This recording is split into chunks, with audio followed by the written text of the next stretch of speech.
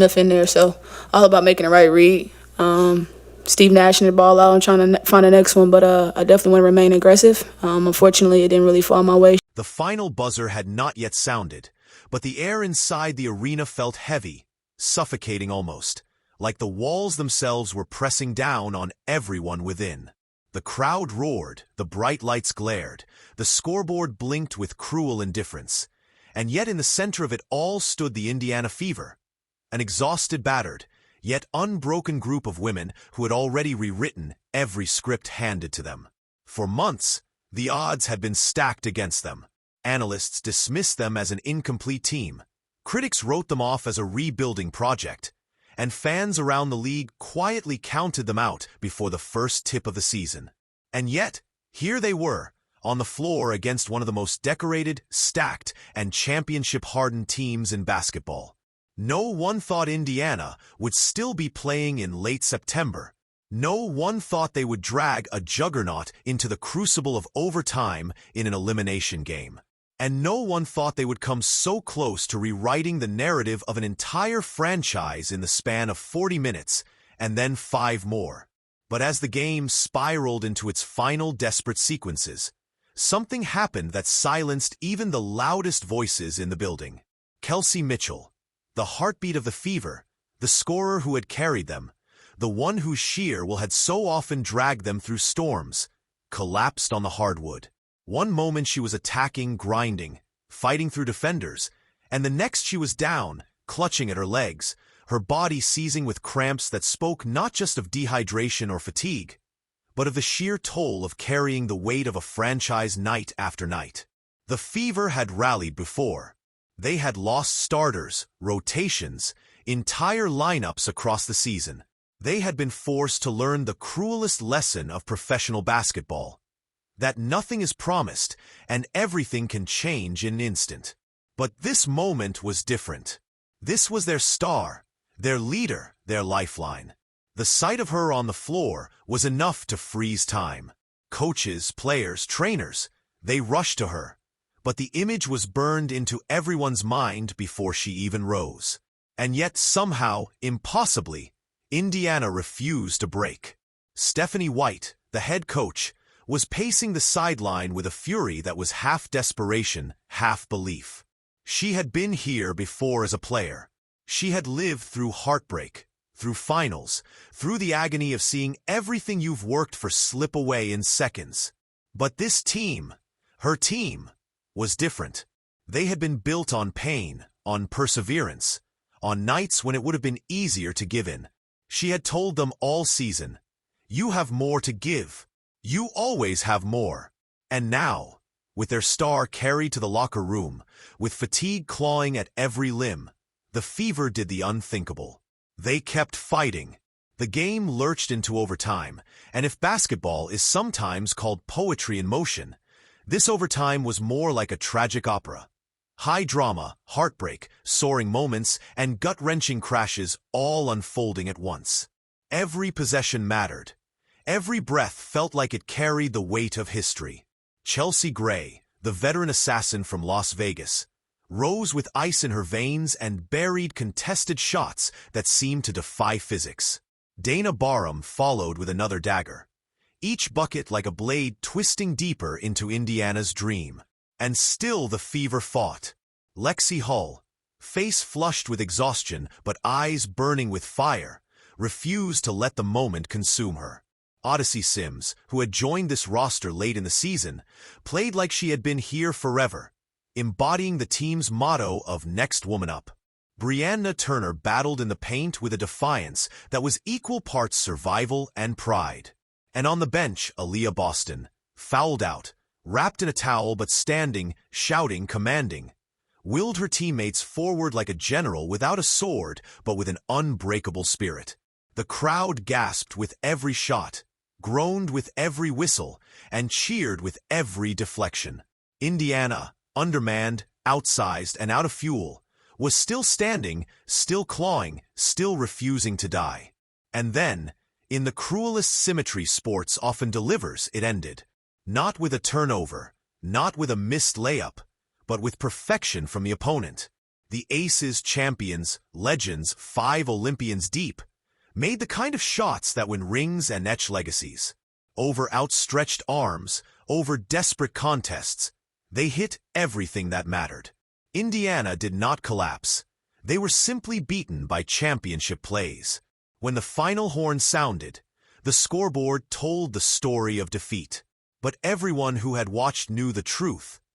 The Fever had left more than sweat on that floor.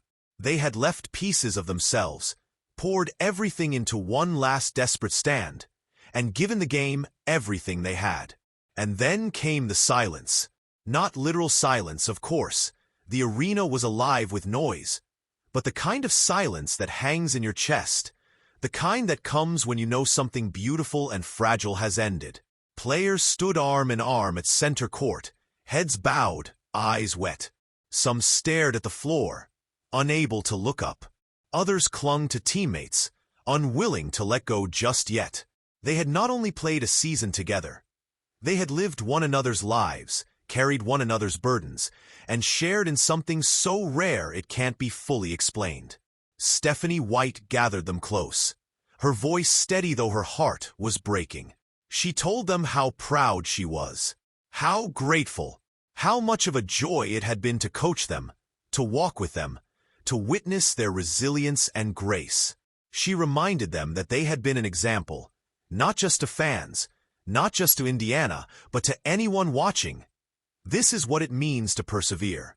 This is what it means to welcome others in, to sacrifice for something greater than yourself, to love and lead with dignity. For a moment, in that huddle, the pain of loss faded, replaced by the bond of something eternal. Seasons end, rosters change, but memories like this do not fade. And then, one by one, they left the floor. Fans stood and clapped, some in tears themselves. They knew what they had witnessed. They had seen the Fever fight through injuries, through dismissals, through doubt, and deliver one of the most unforgettable rides in franchise history. No banner would be raised this year. No rings would be distributed. But in the hearts of those who had been there, it was clear. Indiana had built something real. And as the players disappeared into the tunnel, the cameras caught one last glance. A look of defiance, of hunger, of quiet promise. This was not the end. This was only the beginning. Because the Fever were not supposed to be here. And yet they were. And if they could climb this high, against this much, who could say how far they could go next? The story of the night was heartbreak. But the story of the season, the one that would echo far longer, was hope. When the locker room door shut after the game, there was no sound at first, just the heavy breathing of exhausted athletes, the shuffle of trainers moving around, the low hum of machinery meant to ice and treat battered bodies. For a moment, nobody spoke, not because they had nothing to say, but because the weight of what had just happened was still pressing down on their chests. And in the center of that silence stood Stephanie White. White had always been more than a coach. To her players, she was equal parts mentor, strategist, and protector. She knew what it meant to hurt after a loss, to carry the disappointment of a season on your shoulders, because she had lived it herself as a player. But she also knew what it meant to lead through pain. That night, with tears still drying on her players' faces, she didn't raise her voice. She didn't deliver a fiery speech. She simply looked around the room, making eye contact with each of them one by one, and said in a voice steady and warm, "You showed the world who you are tonight. For a team that had been doubted, overlooked, and labeled as too young or not ready." Those words mattered more than any chalkboard adjustments. She reminded them that the scoreboard wasn't the whole story, that heart, resilience, and unity were qualities no stat sheet could ever capture. But even as she spoke, everyone's eyes kept drifting to the corner of the room where Kelsey Mitchell sat slumped on a training table, ice bags strapped to her legs, a towel covering her face. Kelsey's collapse had been one of those moments that will be replayed forever, not because it was glamorous, but because it was real. 1 second Mitchell had been driving toward the basket with her signature burst of speed, and the next her legs betrayed her. She fell hard, her body seizing from cramps so severe that even teammates rushed forward with fear etched across their faces. The arena had gasped. Trainers sprinted out. Opponents stood back, shaking their heads with respect. They had all been there. They all knew the pain. And yet, for Mitchell, it wasn't just the physical hurt.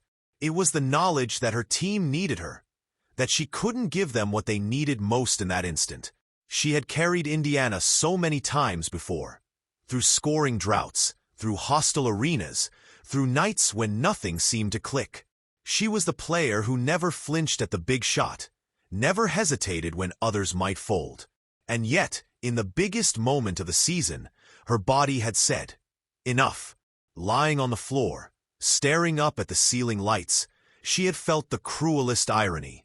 The heart was willing, the mind was sharp, the fight was still burning. But the body, it had limits. And yet, even from the sideline, Mitchell's presence loomed large. Teammates glanced at her constantly. Fans chanted her name.